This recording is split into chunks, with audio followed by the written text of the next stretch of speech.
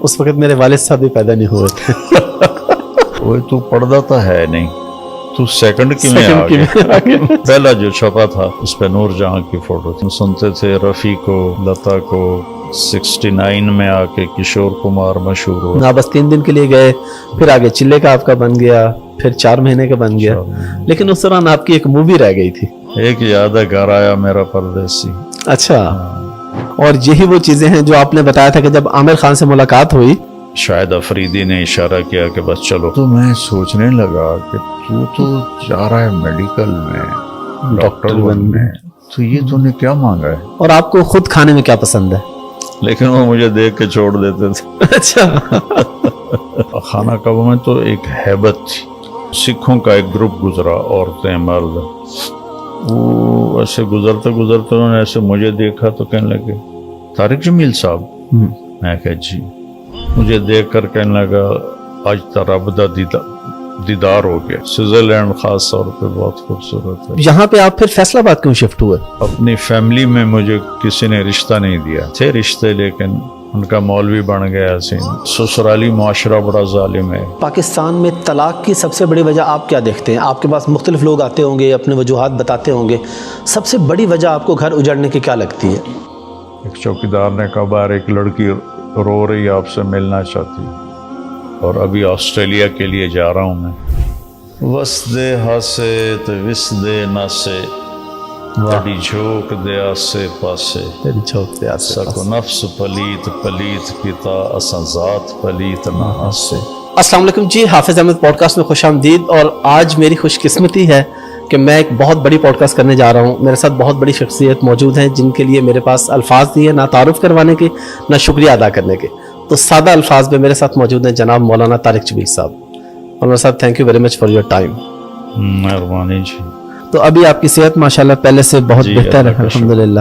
You کے سفر آپ کا بہت اچھا رہا ماشاءاللہ, بیانات وغیرہ ہر حوالے سے ٹھیک رہے. جی ماشاءاللہ بہت الحمدللہ. مولانا صاحب آپ سے ملٹیپل ہم نے باتیں کرنی ہیں, آپ کے تبلیغ کی طرف آنے کے بھی, بچپن سے بھی, اور پھر کچھ آگے مزید کچھ اور باتیں ہیں آپ سے. سٹارٹ ہم کرتے ہیں آپ کے بچپن سے کہ آپ کی پیدائش بھی ادھر کی ہے تلمبہ جہاں ہم بیٹھے ہیں, اور اس کے بعد کس طرح آپ کا سفر شروع ہوا اسکول کا, کالج کا, پھر اس کے بعد ہم انشاءاللہ تبلیغ کی طرف جائیں گے. جی بسم اللہ الرحمن الرحیم, والصلاة والسلام علی رسولہ الکریم وعلی آلہ وصحبہ اجمعین. یہ ہمارا آبائی گاؤں ہے, یہیں ہماری پتہ نہیں کب سے نسلیں آباد ہیں. تو میری بھی پیدائش ادھر کی ہے. پرائمری یہاں ہمارا جو اسکول ہے گاؤں کا, اس میں میں نے 5 جماعتیں پڑھی. ہمارا جو اصل آبائی گاؤں ہے وہ یہاں سے کوئی آدھے کلومیٹر کے فاصلے پر ہے. یہ میرے والد اور تایا نے یہ گاؤں آباد کیا تھا 45 میں. تو 45 میں میرے تایا آئے تھے, پھر 48 میں میرے والد آئے تھے. 2 بھائی تھے, انہوں نے یہ گاؤں آباد کیا تھا. تو اسکول اس پرانے گاؤں میں تھا. تو میرے تایا کے تیسرے نمبر والے بیٹے وہ سینٹرل ماڈل اسکول سے انہوں نے میٹرک کیا تھا. اچھا. اور وہ گورنمنٹ کالج میں ان کا ایڈمیشن ہو گیا تھا. تو والد صاحب کو شوق تھا مجھے ڈاکٹر بنانے کا. تو پھر انہوں نے ٹرائی کی سینٹرل ماڈل اسکول میں میرے داخلے کی. اس وقت یہ پنجاب کے بہترین اسکولوں میں تھا سینٹرل ماڈل. جی بالکل. تو میرا وہاں انٹری ٹیسٹ ہوا. جین بٹ صاحب ہوتے تھے رحمۃ اللہ علیہ, وہ بہت اسٹرکٹ تھے, میرٹ پہ لیتے تھے, سفارش قبول نہیں کرتے تھے. میں اس پرائمری اسکول سے سینٹرل ماڈل ٹیسٹ کو کلیئر کر گیا, پتہ نہیں. اچھا, یعنی پڑھنے کا شوق وغیرہ تو آپ کو نہیں تھا شروع سے نہیں تھا. جی بالکل. مجھے نہیں سمجھ میں آیا کہ میں نے وہ کیسے کلیئر کر لیا. تو فہرست میں لسٹ جب لگی تو اس میں میرا بھی نام تھا. تو اس طرح میرا وہاں ایڈمیشن ہو گیا. 64 में 64 में। उस वक्त मेरे वालिद साहब भी पैदा नहीं हुए थे। उनकी पैदाइश 66 की है। अच्छा, कहाँ से हो? बेसिकली तो भावलपुर से हैं, अच्छा। लेकिन मेरे वालिद साहब इमाम मस्जिद हैं लाहौर पंजाब यूनिवर्सिटी में। तो फिर हमें 25 साल हो गए थे लाहौर में रहते हुए, फिर उसके बाद इंग्लैंड चले गए, वहाँ पे अपना बिजनेस वगैरह शुरू किया और ये चीज़ें। तो मेरे वालिद साहब आलिम दीन है, जामिया शरीफिया के फाजिल हैं। इमामत? जी इमामत करते हैं। अच्छा। अभी भी उनकी सर्विस 3 साल बाकी है। अच्छा जी माशाअल्लाह। तो उधर तो हमने आपको बहुत सुना जब हम वहाँ पढ़ते थे, आप वहाँ तशरीफ लाते थे। तो आज जरा ये कैंडिड गपशप में हमने कहा कि आपसे जरा बाकी चीजें जो है वो डिस्कस की जाए। तो फिर आप ये बताते होते हैं कि आपके जो उस्ताद हैं उन्होंने आपको पूछा कि जी 8वीं में 2nd पोजीशन कैसे आ गई? क्योंकि उनको भी पता था कि मैं पढ़ता तो हूँ नहीं। तो अब पहली जमात से मेरा सफ़र शुरू हुआ तो उस्ताद कहते बच्चों मेहनत करो। 8वीं में जाकर मेरे साथ सीट पर एक लड़का बैठता था वकार, वो बाद में डॉक्टर बन गया था। मैंने कहा यार ये जो टीचर हमारे रोज कहते हैं मेहनत करो, इसका क्या मतलब है? मुझे इतना भी नहीं पता था कि ये जो कहते हैं मेहनत करो ये कैसे होती है। अच्छा। मैं 8वीं में पहुंच गया था। मैंने कहा इसका मतलब है कि लेक्चर को गौर से सुनो, फिर जब हॉस्टल जाओ तो उसकी रिवीजन करो, फिर कल जो पढ़ना है उसको पहले से प्रिपेयर करो। इसको मेहनत कहते हैं। मैं कहा ये मेरे को नहीं होनी। मैं कहता बड़ा औखा काम, मैं तो फिल्मी रिसाले पढ़ता था जी बजाय अपने कोर्स की किताबों के। उधर ही मेरा शौक और ज़ौक था। लेकिन बहरहाल वो 8वीं में पता नहीं मैं कैसे 2nd आ गया। तो मेरे टीचर थे मोहम्मद अली साहब रहमतुल्लाह अलैह, तो उन्होंने मुझे इस कान से ओए तू पढ़ता तो है नहीं, तू 2nd की में आ गया। मैं कहा जी पता नहीं। तो आपका दौर तो नूर जहां का दौर था, आपको रिसाले भी उस वक्त लाया करते थे। सबसे उस वक्त ना एक नया रिसाला छपना शुरू हुआ था, मुसव्विर। जी वीकली रिसाला था जी। तो पहला एडिशन उसका मैं भाटी गेट से लाया था, ऐसे ना कुर्ते के नीचे छुपा के यहाँ, ठीक है, क्योंकि हॉस्टल में कोई देख ना ले, शिकायत ना लग जाए। हमारे वार्डन तालिब साहब रहमतुल्लाह अलैह बहुत सख्त थे, मैं ऐसे छुपा के लाया। और जब हमारा स्टडी आवर शुरू हुआ तो सारे लड़के किताबें लेकर बैठे, तो मैंने वो यहाँ से निकाला और टेबल पर रखा। उस पर नूर जहाँ की फ़ोटो थी। क्या बात, नूर जहाँ का नाम जी। पहला जो छपा था उस पर नूर जहाँ की फ़ोटो थी। मैंने कहा भाई जाए मुसव्वर पढ़ना है, आ जाओ भाई, मेरे को आ जाओ। ठीक है। ये मेरे शौक से। तो उस वक्त आप सुनते भी होते थे नूर जहां को?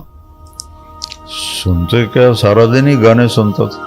अच्छा, कोई फेवरेट सिंगर था या बस रैंडमली इंडियन भी सुन लेते थे और पाकिस्तानी भी? नहीं, ज़्यादा तो सुनते थे रफ़ी को, लता को, वही ज़्यादा उस वक्त मशहूर थे। और 69 में आके किशोर कुमार मशहूर हुआ, उससे पहले वो ऐसे ही था। तो मेरा हाल ये था कि मैंने एक छोटा रेडियो रखा हुआ था, तो ट्यूशन मेरे वाले साहब ने रखवाई हुई थी भी अच्छे नंबर जी।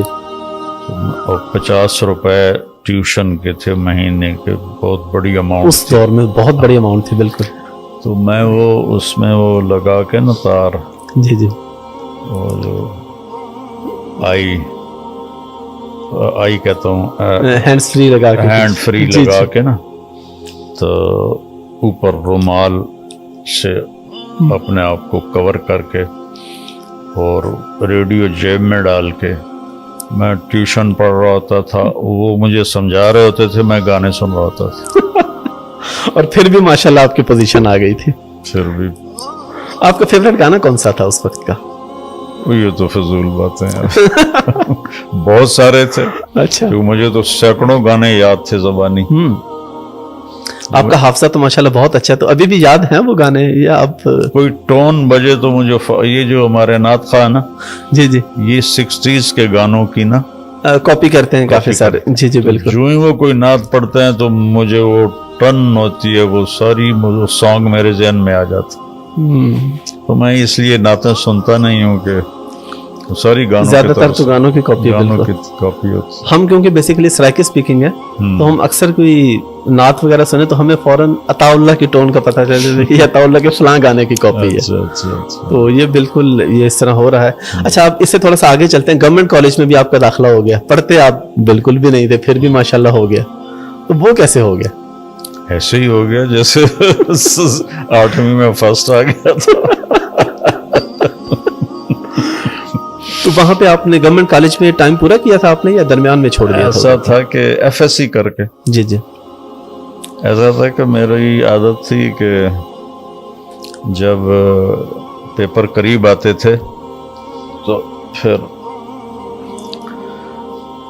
نمازیں شروع کر دیتا تھا, اور جس دن صبح پیپر ہونا ہوتا تھا, اب سارا سال تو پڑھا کوئی نہیں, جی تو میں ایسی دعا مانگتا, یا اللہ کل جو پیپر میں کویسچن آنا ہے نا, بک میرے ہاتھ میں تھی, ٹھیک ہے, یہ مجھے تو وہی پیپر وہی کویسچن دکھا دے, اور بسم اللہ کر کے کتاب کھولتا تھا, بسم اللہ. اب جو بھی نکل آیا جی ادھر ادھر 10-15 صفحے ادھر ادھر کر کے وہ یاد کر لی. یہ میں کوئی 10-15 دفعہ کرتا تھا, بسم اللہ پھر بسم اللہ پھر بسم اللہ. بس وہ بسم اللہ کی برکت سے ہی میں کوئی نہ کوئی اس میں سے آ جاتا تھا. ماشاءاللہ. FSC کی مطلب ایک عجیب قدرت کا کی مدد تھی کہ ہمارا زولوجی کا پریکٹیکل تھا, جی تو اب میں سوچ میں پڑ گیا کہ اب سارا سال پڑھا نہیں, پریکٹیکل کیسے دوں. جمعے کا دن تھا, تو میں جمعے کی نماز میں دعا مانگی, یا اللہ جو آج آنا ہے نا پریکٹیکل, وہ مجھے خواب میں دکھا دے, میں جمعہ پڑھ کے سو جاؤں, میں نے تو خواب بھی کھا. ٹھیک ہے. تو میں آیا جمعہ پڑھ کے, کتاب اپنے سرانے کے ساتھ رکھی اور سو گیا. تو میں نے خواب دیکھا کہ میں لیبارٹری میں ہوں اور ہمارے سامنے خرگوش رکھے جا رہے ہیں. ڈسیکشن ہمیں سکھاتے تھے نا, میں FSC کر رہا, جی جی بالکل, فراگ کی, کاکروچ کی, ریبٹ کی. اس کے بعد اس طرف سے دروازے سے ایک پروفیسر انٹر ہوتے ہیں, سفید شرٹ ہاف بازوؤں والی اور سفید ان کی پتلون تھی. تو انہوں نے 5 کویسچن لکھا ہے,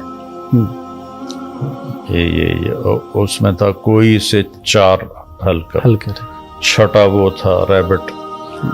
تو میں جب ایک دم میری آنکھ کھلی تو مجھے سارے سوال یاد تھے, میں نے ان کو کھولا, کتاب سے دیکھا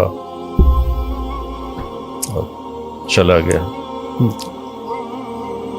جب ہم بیٹھے تو ساتھ ہی خرگوش بے ہوش آنے شروع ہو گئے. میں نے کہا پہلی گل تو پوری ہو گئی. ٹھیک ہے. تو اچھا, تو اس کے بعد وہ اس طرف سے بالکل سفید شرٹ سفید پینٹ میں ہمارے پروفیسر انٹر ہوئے, اسی لباس اور انہوں نے 5 کویسچن لکھوائے. اللہ. تو ریبٹ کی ڈسیکشن تھی ڈائجسٹو سسٹم کو دکھانے کے لیے, اس کو اوپن کریں. ٹھیک ہے. پہلا سوال انہوں نے یہ لکھایا, اگلے 4 مجھے یاد نہیں, تو کوئی سے 4 کرو. تو 4 ان میں وہ تھے جو مجھے خواب میں آئے تھے، اللہ اکبر. اور آپشن تھی ایک چھوڑنے کی، ایک وہ تھا جو مجھے خواب میں نہیں آیا تھا. ٹھیک ہے.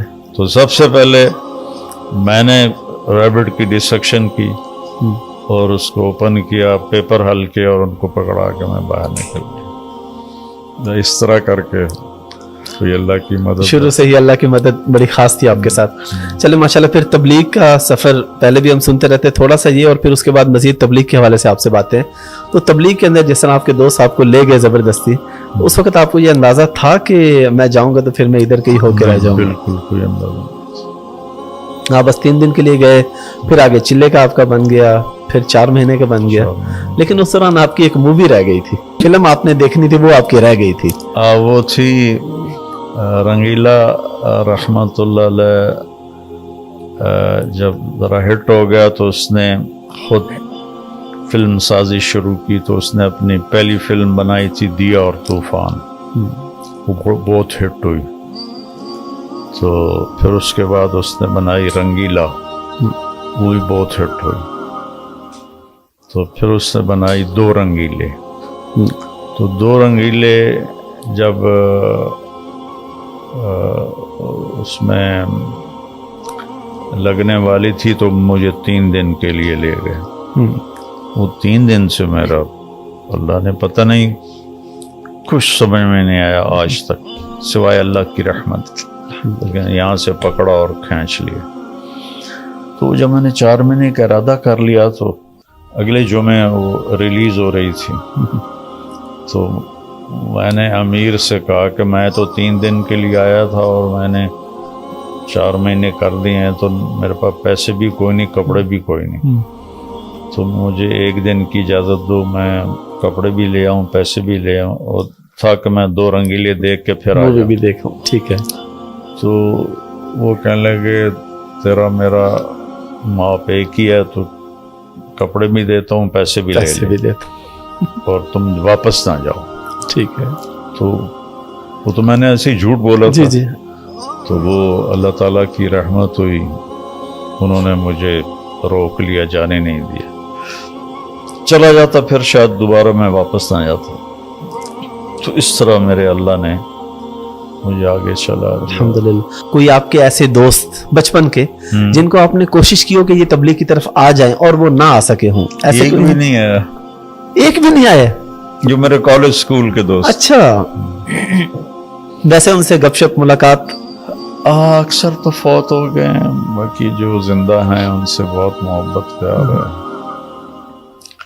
جو مجھے پکڑ کے لے گیا تھا وہ 2 سال پہلے فوت ہوا ہے.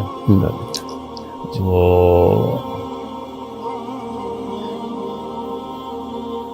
اس نے 4 مہینے لگائے تھے. اچھا. اس نے 4 مہینے لگائے تھے، لیکن پھر بس اس کے بعد وہ جڑا نہیں تبلیغ میں. لیکن نماز بہت نیک تھا وہ، ماشاءاللہ. اس لیے تو مجھے لے گا. میں تو بالکل آوارہ تھا. تو گٹار بھی بجا لیتے تھے آپ؟ نہیں، بینجو. اچھا بینجو. اس وقت گٹار نیا انٹروڈیوس ہو رہا تھا، تو گٹار کے جاننے والے اتنے تھے کوئی نہیں. بینجو بجا لیتا تھا. اور گانے آپ نے کب تک گائے؟ کالج میں بھی آپ سناتے تھے گانے؟ پرائمری اسکول سے شروع کیے تھے. جی شروع پرائمری سے، اور تبلیغ میں جاتے تک آپ سناتے ہوتے تھے گانے؟ بلکہ میری تو ڈیمانڈ 2 دفعہ ہوتی تھی، چونکہ لڑکے ہی گاتے تھے اپنے فنکشن میں. جی. تو اس میں ہر لڑکا آ کے اپنی باری پہ گانا سناتا تھا. جی. میں اپنی باری پہ سنا کے بیٹھتا، تو فنکشن ختم ہونے سے پہلے پھر لڑکے شور مچاتے بھائی طارق جمیل اگین، پھر میں دوبارہ سناتا. کون سا گانا سنایا کرتے تھے آپ زیادہ تر؟ بہت سارے تھے. جی بس ایک یاد ہے، گھر آیا میرا پردیسی. اچھا. آوارہ فلم کا تھا. اور آپ کو تو اس وقت کا وہ سارا یاد ہوگا کہ کون سی فلم کس پہ گانا کس پہ فلم. اچھا ابھی تک یاد ہے وہ چیزیں؟ یہ آوارہ فلم 12 لاکھ میں بنی تھی اور 8 لاکھ صرف اس ایک گانے پر لگے تھے، گھر آیا میرا پردیسی، اور 4 لاکھ میں باقی بنی تھی. نرگس پہ فلم، نرگس اور راج کپور پہ اس کو فلمایا گیا تھا. تو وہ جو اس وقت کی چیزیں ہیں وہ نکلی نہیں حافظے سے. اور یہی وہ چیزیں ہیں جو آپ نے بتایا تھا کہ جب عامر خان سے ملاقات ہوئی تو آپ نے جب اس کو اتنا کچھ بتایا تو وہ پھر وہ ریلیکس ہو گیا. پہلے ڈرا ہوا تھا مولوی صاحب ہیں پتہ نہیں کیا کہیں، لیکن جب میں نے باتیں فلموں کی اور میں نے اندازہ لگا لیا کہ یہ بالی ووڈ پرانے کو اتنا نہیں جانتا جتنا میں جانتا ہوں. جی جی. وہ بڑا امپریس ہو گیا، پھر ریلیکس ہو گیا. پھر آدھے پونے گھنٹے کے بعد مجھے شاہد افریدی نے اشارہ کیا کہ بس چلو اتنا ہی ٹائم ہے. تو میں نے اس سے کہا اجازت ہے ہم چلیں؟ کہ نہیں آپ کے ساتھ بہت اچھا لگ رہا ہے، آپ بیٹھیں. اور پھر ٹیبل سے اٹھ کر ہم صوفے پر آ گئے. پھر میں نے اس سے کہا کہ آپ حج پہ آئیں، آپ کو اللہ کے نبی کا حج سناؤں. تو اس وقت تک وہ ریلیکس ہو چکا تھا، ایزی تھا. ان کا جی ضرور سنائیں. پھر میں نے کوئی 1.25 گھنٹہ اس سے بات کی. تو وہ ایسے کر کے ایسے بیٹھ کے سنتا رہا. گھٹنے اٹھائے ہوئے تھے، ان پر یہ کونیاں رکھی تھیں. اگلے دن پھر اس نے انٹرویو میں دیا کہ مجھے کسی نے حج نہیں بتایا. انڈیا میں کسی عالم، پاکستان کے ایک عالم تھے جنہوں نے مجھے حج بتایا. ماشاءاللہ. اور ان سے بہت دوستی ہو گئی تھی. پھر انہوں نے آپ کو دعا کے لیے بھی کہا تھا فلم کی کامیابی کے لیے، اور آپ نے ماشاءاللہ اس کو جس طریقے سے ہینڈل کیا تھا وہ بھی بڑی زبردست ہے. الحمدللہ. اچھا مولانا صاحب، یہ تو سب لوگ جانتے ہیں کہ جب آپ تبلیغ کی طرف آئے تو آپ کے والد صاحب ناراض تھے، والدہ نے آپ کو 300 روپے دیے، اور مزے کی بات ہے کہ تب $1 1 کا ہوتا تھا جب آپ کو 300 روپے ملے. اور یہ کس سن کی بات ہے؟ یہ 72. آپ نے والد صاحب کو منایا کس وقت، کس سن میں، جب وہ پراپر مان گئے کہ ٹھیک ہے آپ سے راضی ہو گئے؟ وہ کتنے عرصے بعد ہوا اور کس طریقے سے منایا آپ نے والد صاحب کو؟ اس میں 2 چیزیں تھیں. جی. ایک تو ان کے یہاں ہمارے قریب کا سوال ہے، پھسائی وال ہے. جی.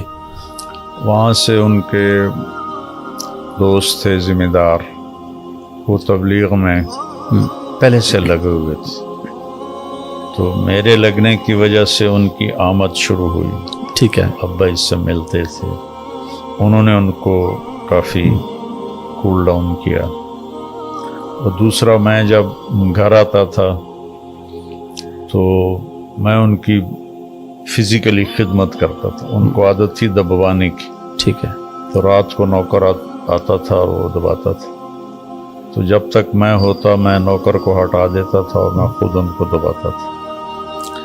تو اس سے پہلے میں بہت، میرا روڈلی رویہ تھا، بدتمیزی تھی. تو پھر وہ انہوں نے دیکھا کہ یہ تو اس طرح میری خدمت کر رہا ہے، تو وہ بہت نرم ہو گیا خدمت سے. اور یہ کس سن کی بات ہے؟ اس وقت آپ کا دورہ مکمل ہو چکا تھا؟ نہیں.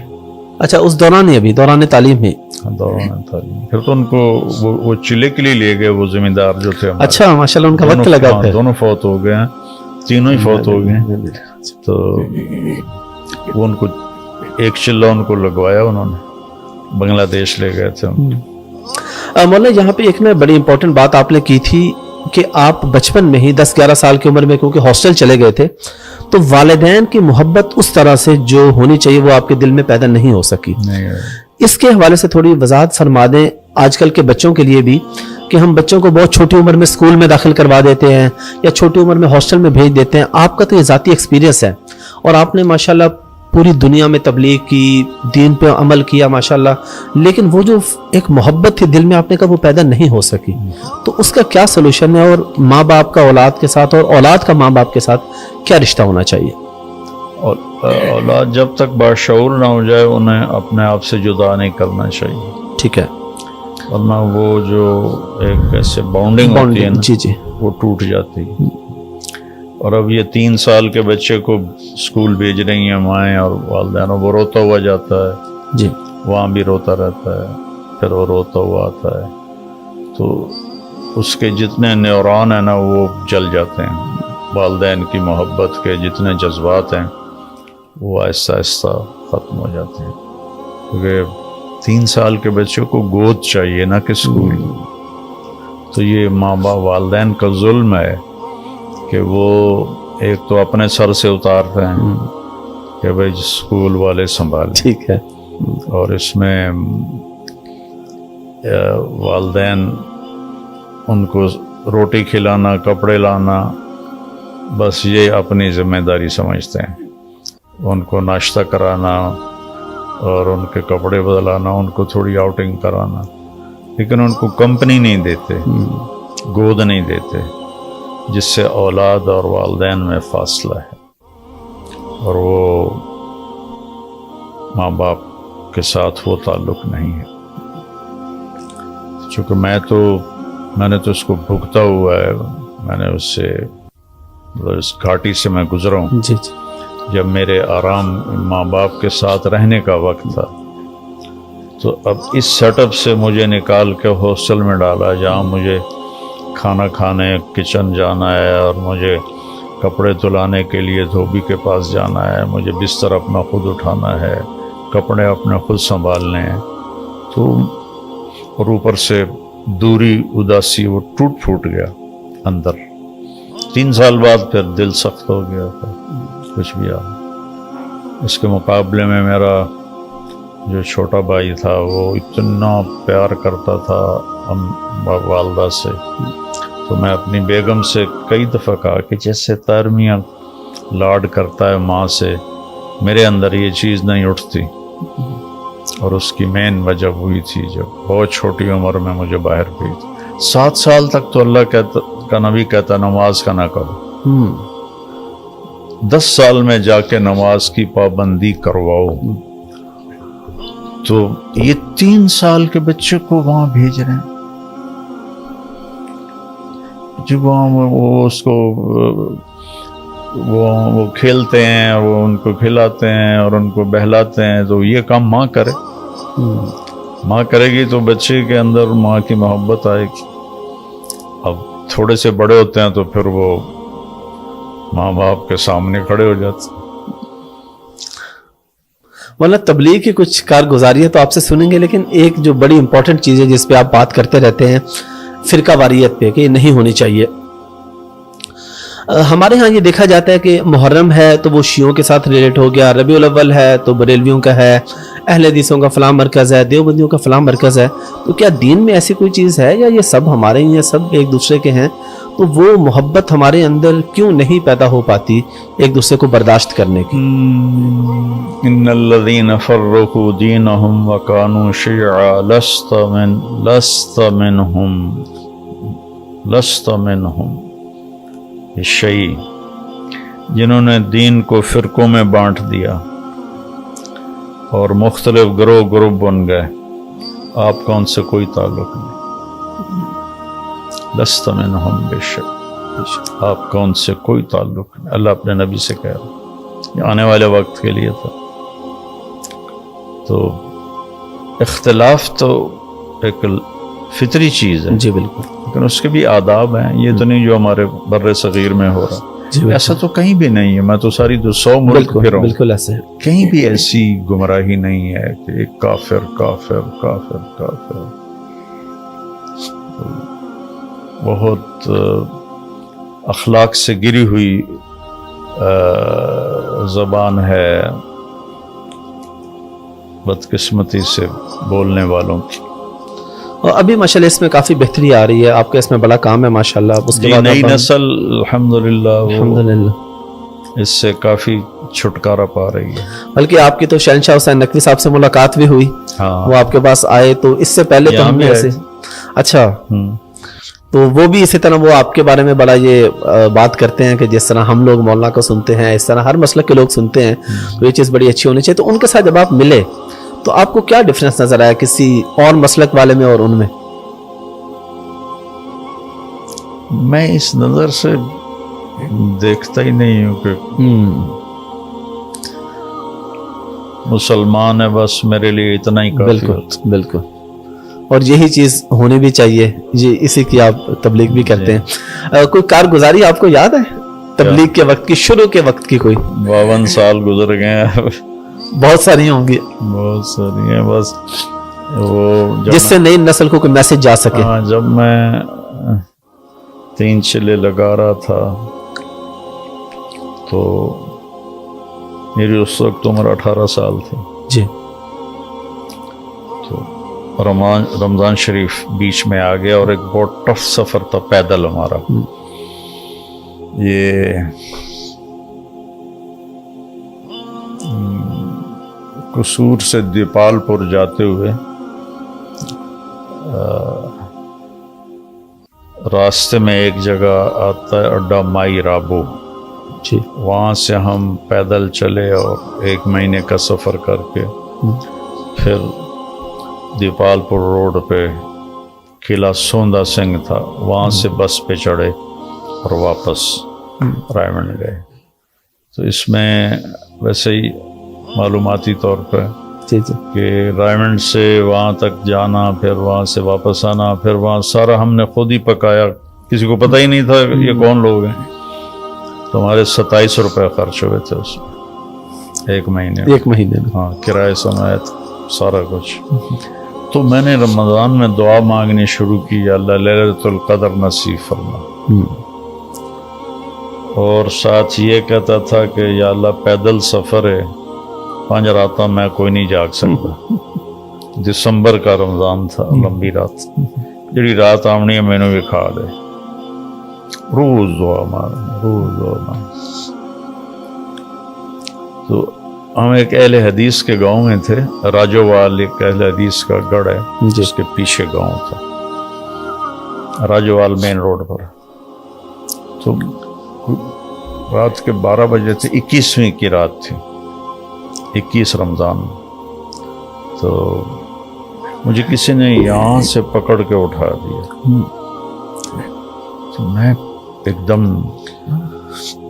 پریشان ہو کے ادھر ادھر دیکھنے لگا، کیا اٹھایا میں نے؟ مسجد میں کوئی بھی نہیں تھا، اور میں اٹھا تو میرے اوپر نیند کا اثر بھی کوئی نہیں تھا، فریش. گھڑی دیکھی تو 12 بج رہے تھے رات. میں پھر رضائی لے کے لیٹ گیا. ایک دم مجھے یاد آیا آج تو 21 کی رات. تو پھر میں نے کہا یہ اللہ کی طرف سے اس نے مجھے اٹھایا. میں نے رضائی ایک طرف رکھی اور باہر نکل گیا. تو بالکل صاف شفاف رات تھی، کوئی سردی نہیں تھی، حالانکہ دسمبر تھا، دسمبر کے مڈ کے بعد کے دن تھے یہ، اور بالکل نارمل ٹیمپریچر تھا. اور 21 کو چاند بھی نہیں ہوتا، لیکن چاندنی روشنی تھی. مجھے ان علامات سے بھی پھر یقین ہو گیا کہ لیلۃ القدر. تو میں سحری تک لگا رہا، اللہ سے باتیں کرتا رہا. تو اس میں نے یہ دعا مانگی کہ مجھے ساری زندگی کے لیے قبول فرما. مانگتا رہا، اور بھی پتہ نہیں کیا مانگا. تو صبح جب ہوئی تو میں سوچنے لگا کہ تو جا رہا ہے میڈیکل میں، ڈاکٹر بننے، تو یہ تو نے کیا مانگا ہے؟ مجھے ساری زندگی کے لیے قبول فرما. یہ میرے ذہن میں ریل چلنے لگی. اور مجھے یاد ہے کہ جب رائمنڈ ہم واپس بس میں جا رہے تھے تو وہاں یہ شدت سے میرے اندر نا ایک آواز آنے شروع ہوئی، اے تو کی مانگ لے، اے تو کی مانگ لے. میں نے کہا اچھا اگر اللہ کو منظور ہے تو مجھے لگا دے گا، ادھر نہیں منظور تو ٹھیک ہے ادھر چلے جائیں گے. تو پھر اللہ نے اس کو ظہور بخشا، اور آخری چند دنوں میں میرا ذہن اس طرف اللہ تعالیٰ نے پھیر دیا. الحمدللہ. اس میں آپ نے کھانے کی بات کی، تو آپ کھانے خود پکا لیتے ہیں؟ تبلیغ میں تو آپ نے کافی سارے پکائے ہوں گے، ابھی بھی کبھی کبھی کوکنگ کرتے ہیں؟ کوئی شوق ہے؟ نہیں، اب تو پہلے کرتا تھا. ایک دفعہ میں اپنی بہن کے یہاں فیصل آباد گیا ہوا تھا، تو گرمیوں کا رمضان تھا جی. تو میری آنکھ کھلی تو سحری کا ٹائم تھا اور کوئی بھی اٹھا ہوا نہیں تھا. نوکر نوکرانیاں بھی سوئے ہوئے تھے اور گھر والے بھی. تو میں چپکے سے اٹھا اور परात में आटा भरा हुआ था सही, तो मैंने वो पकाना शुरू कर दिया और सारी परात मैंने, आखिरी पेड़ा मेरे हाथ में था तो मेरी बहन की आंख खुल गई। वो भागो है की कीता ही, मैं गया मैं की कीता ਤੁਹਾਡੇ वास्ते रोटी पकाई है खाओ। तो इस तरह रायगढ़ में रहते हुए ये सारे काम सीखे हुए थे। हमारी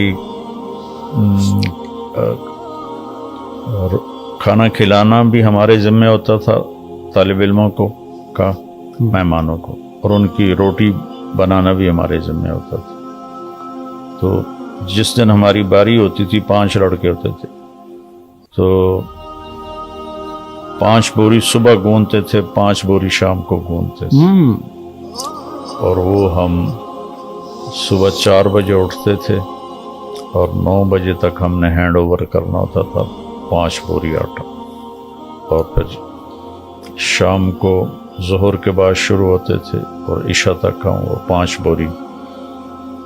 तो पूरी आटे की बोरी मैंने रोटी पकाई है, 2.5 मन एक वक्त पे रोटी पकाई है एक आपने। वक्त। और आपको खुद खाने में क्या पसंद है? फेवरेट डिश कौन सी है आपकी? मुझे बचपन से पराठा और फ्राई अंडे का शौक था। अच्छा, वो अब भी है, लेकिन अब हार्ट की वजह से ना पराठे खा सकता हूँ ना अंडा खा सकता हूँ, और कोई मेरा ऐसा खास कोई नहीं। गाड़ी आप खुद चलाते हैं अभी? नहीं, अब नहीं चलाता हूँ। अच्छा, जब चलाते थे तो ओवर स्पीडिंग करते थे? कोई चालान वगैरह करवाया आपने? अच्छा। लेकिन वो मुझे देख के छोड़ देते थे। अच्छा। कभी कभी हुआ भी है, लेकिन अब काफी अरसे से मैं, जब से सर दर्द हुआ है, मैं नहीं चलाता हूँ। कौन सी गाड़ी ड्राइव करते थे वैसे आप? जो भी मेरे पास होती थी। अच्छा, ड्राइविंग ज्यादा आपकी कोशिश होती थी कि खुद ही करें आप? हाँ, यहाँ से पेशावर तक गया हूँ मैं। अच्छा, और कभी गाड़ी लगाई भी कहीं पे? मारी भी नहीं, गाड़ी अल्लाह को? का फजल है, कभी अच्छा, अल्हम्दुलिल्लाह कभी। अल्हम्दुलिल्लाह, हर हवाले से बिल्कुल सेफ रहा मामला जी, आपका। अल्लाह ने बड़ा करम। अल्हम्दुलिल्लाह। मौलाना साहब, आपने अपने बयानात में जिक्र किया था कि आपको खाना काबा के अंदर भी माशाल्लाह आप तशरीफ ले गए, लेकिन आपने कहा कि मेरी जो कैफियत अम्मा आमना की जो कब्र पे हुई थी वो एक अलग सी थी। उसके बारे में अगर आपको मुख्तसर सा बता दें कि ज़ाहिर हर मुसलमान के ज़हन में होता है कि खाना काबा की तो कैफियत ही और है। असल में खाना काबा में तो एक हैबत थी, जी जी खौफ था कि जी। अल्लाह का घर, वो एक अलग कैफियत थी। जी जी। और वहाँ अबवा में वो जज्बात की एक लहर थी जो अनकंट्रोल थी। तो चूँकि मैंने वो सारी सीरत पढ़ी हुई थी, वो पूरा नक्शा मेरे सामने था, तो उस वक्त के जो जज्बात थे वो बड़े अजीब से थे, और कहीं नहीं बने कभी भी। लिबास आपका हमेशा ही सफ़ेद होता है, इसकी कोई ख़ास वजह है? मेरे नबी को सफ़ेद पसंद था, इसलिए। आपने और भी पहने जी, लेकिन आपने सफ़ेद लिबास को पसंद फरमाया और अक्सर उसी को इस्तेमाल किया, उस वजह से मैं सफ़ेद पहनता हूँ। और गैर मुस्लिम से भी आपकी काफ़ी मुलाकातें होती हैं, आपकी वजह से बहुत से लोग मुसलमान भी हुए, तो उस हवाले से कोई आपको याद है कोई वाक़या या कोई चीज़ किसी एयरपोर्ट पे? बहुत हैं अल्लाह के फजल से। अभी ये चंद दिन पहले जो पिछले साल रायमंड का इज्तिमा था, तो हम वाघा बॉर्डर गए हुए थे अपने मेहमानों को लेने के लिए जो इंडिया से आते हैं इज्तिमा के लिए। जी जी। अभी वो गेट खुल गया तो लोग आने शुरू हुए, तो हमारे मेहमान अभी नहीं आए थे, तो हम बिल्कुल गेट के पास खड़े हुए थे। वो रेंजर वाले मुझे ले गए आगे, तो सिखों का एक ग्रुप गुजरा, औरतें मर्द। वो ऐसे गुजरते गुजरते उन्होंने ऐसे मुझे देखा तो कहने लगे, तारिक जमील साहब। मैं कहा जी, असी तुहाडा बयान सुनने हैं, तुसी बड़ा सुंदर बयान कर दे। दूसरा सिख कहने लगा, कर दे रही हो। वैनकूवर एयरपोर्ट पे اترا تو سامنے سے ایک نوجوان آ رہا تھا, کلین شیو تھا. تو مجھے دیکھ کر کہنے لگا آج تیرا ابدا دیدار ہو گیا. تو میں اس کے اس جملے سے سمجھا کہ مسلمان نہیں ہے, غیر مسلم ہے. جی آج تیرا ابدا دیدار ہو گیا, بس ہن میرا کام بن جانا جڑے کام میں جا رہے ہیں. تو میں کہا بھائی تو کون ہے وہ؟ پھر اس کے میں نے وہ کڑا دیکھا تو وہ سکھ تھا. ایک مونے سکھ ہوتے ہیں جو شیو کرتے ہیں. جی جی. تو وہ تھا. وہ کہا جی میں تو روز سونو سننا. ایسے بہت واقعات کہ سنتے ہیں لوگ. اور سب ٹائٹل کی وجہ سے میں ابھی چند دن پہلے کی بات ہے, فیصل آباد میں تھا تو ایک کالے تھے, ایک نوجوان مجھ سے ملے اور کہنے لگا کیا حال ہے؟ میں نے کہا یہ تو اردو بول رہا ہے. میں نے کہا اردو آتی؟ کہنے لگا ہاں. میں نے کہا یہاں پڑھتے ہو؟ کہ نہیں. میں نے کہا اردو کہاں سیکھی؟ کہا آپ کے بیان سن بورکینا فاسو.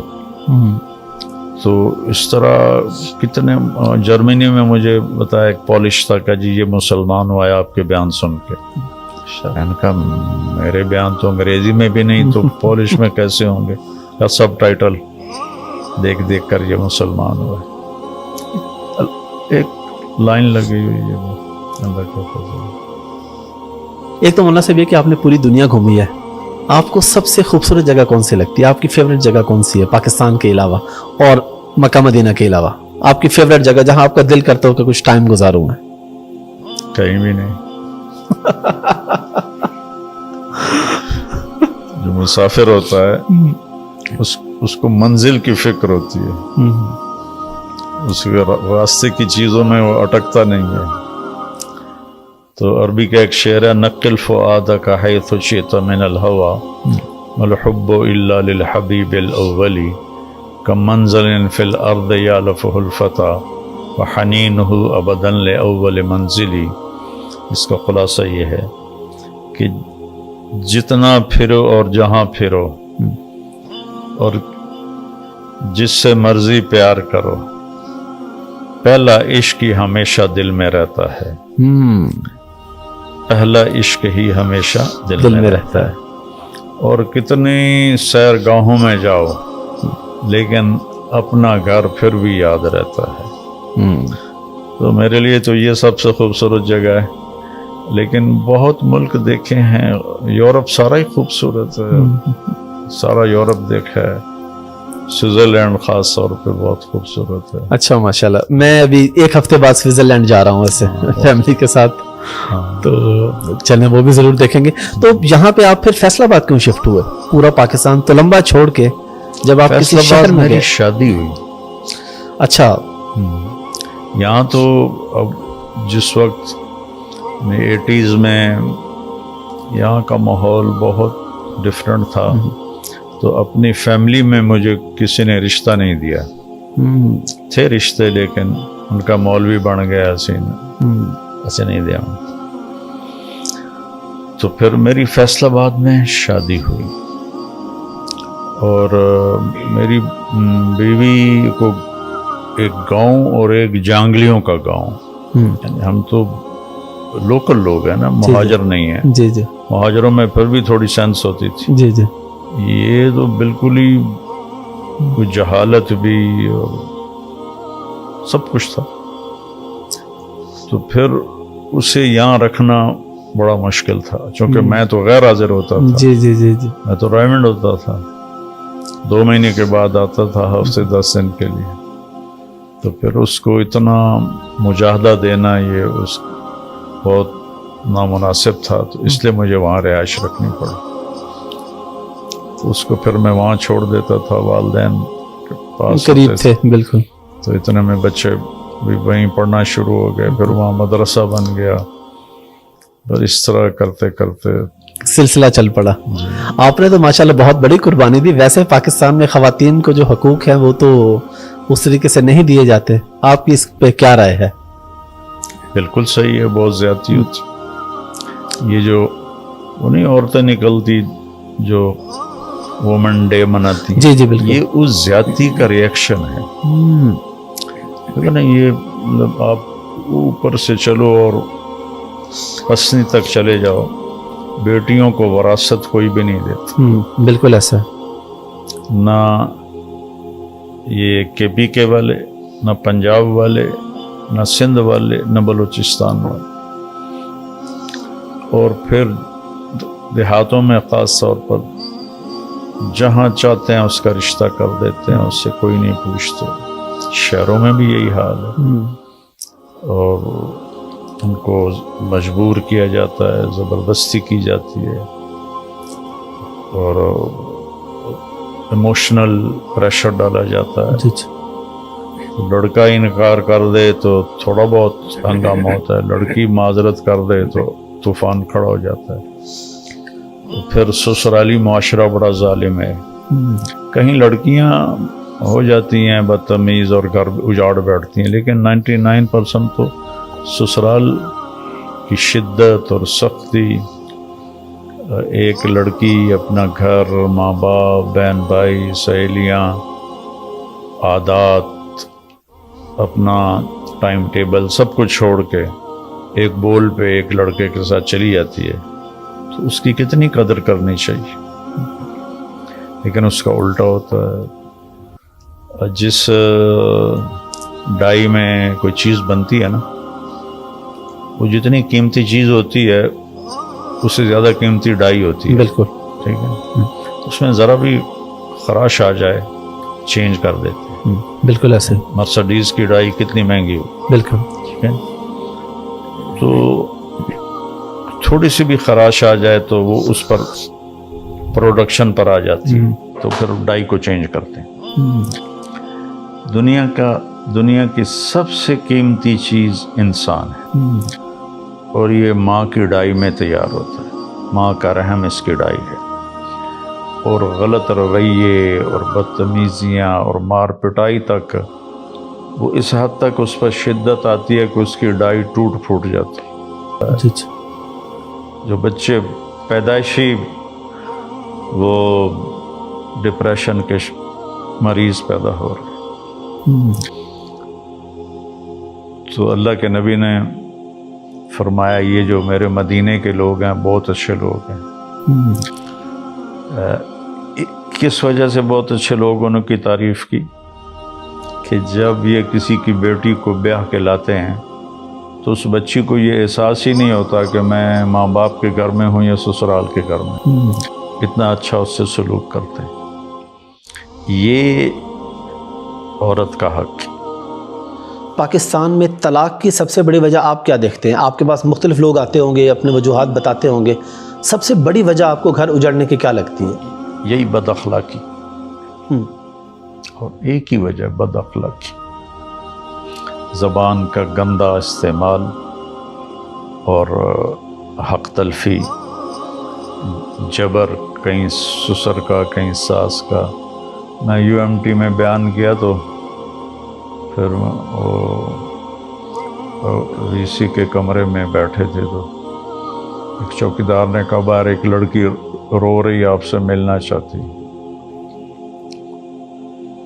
میں باہر گیا تو ساتھ ہی ایک کمرہ تھا، تو میں نے کہا کیا ہوا ہے؟ کہنے لگے آپ عورتوں کے بڑے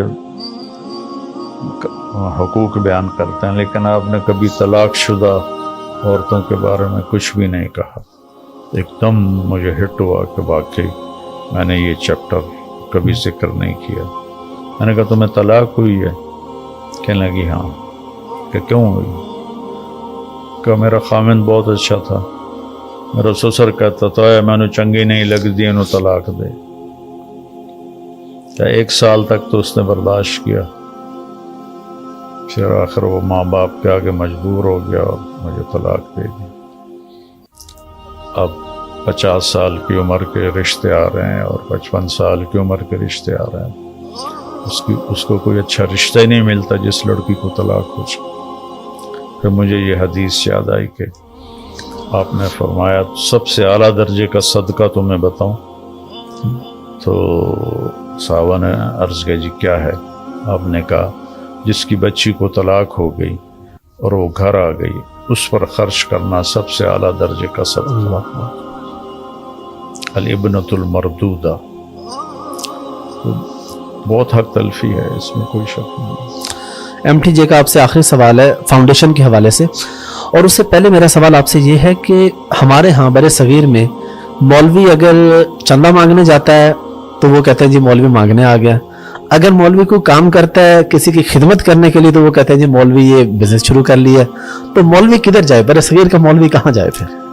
یہ کیسے نہیں احمق لوگ ہیں۔ جس امام کا ہم فالو کرتے ہیں ابو حنیفہ، جی وہ کوفے کا سب سے بڑا تاجر تھا کپڑے کا، کوفے کے سب سے بڑے تاجر تھے کپڑے کے۔ تو پھر تو امام اور پھر اس سے اور پیچھے چلے جائیں، صحابہ کرام پہ رضی اللہ عنہ بالکل سب کام کرتے تھے۔ عبد الرحمن بن عوف رضی اللہ تعالیٰ عنہ جیسی دولت کس کے پاس ہوگی؟ عثمان رضی اللہ تعالیٰ عنہ، حضرت عبد الرحمن، سب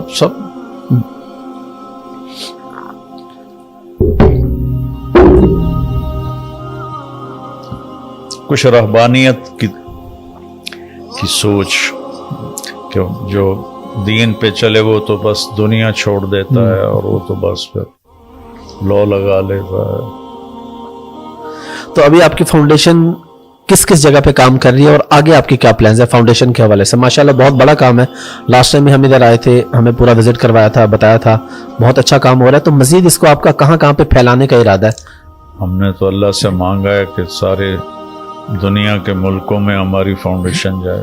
آمین، نیت تو بڑی کریں بالکل، اور پھر فیصلہ اللہ پہ چھوڑ دیں۔ تو ابھی تک کہاں کہاں پہ ہے پاکستان کے علاوہ؟ ابھی پاکستان کے علاوہ کینیڈا میں ماشاءاللہ، اور انگلینڈ میں، ماشاءاللہ، کینیڈا، انگلینڈ، اور ابھی آسٹریلیا کے لیے جا رہا ہوں میں، انشاءاللہ وہاں انشاءاللہ۔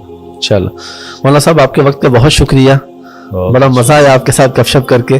آخر پہ کوئی پیغام اور خاص طور پہ اگر کوئی سرائے کی شاعری آپ کو یاد ہو کچھ بھی تو وہ آپ کچھ عنایت فرما دیں۔ پیغام تو یہ ہے کہ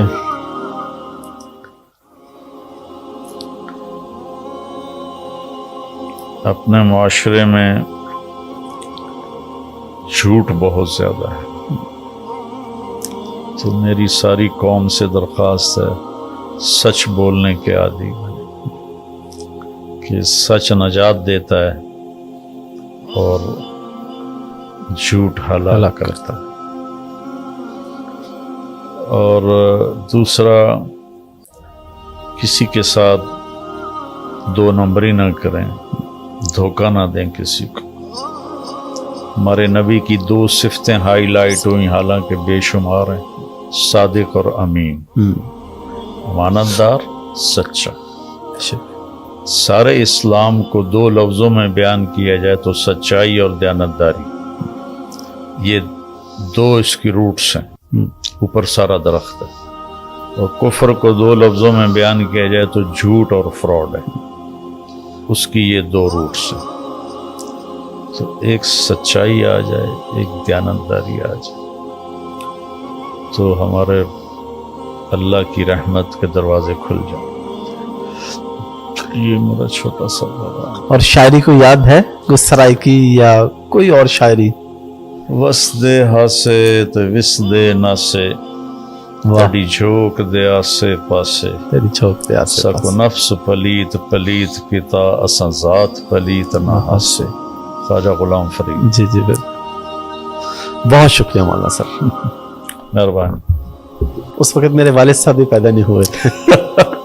وہ تو پڑھتا تو ہے نہیں، تو سیکنڈ کی میں آ گیا۔ پہلا جو چھپا تھا اس پہ نور جہاں کی فوٹو تم سنتے تھے۔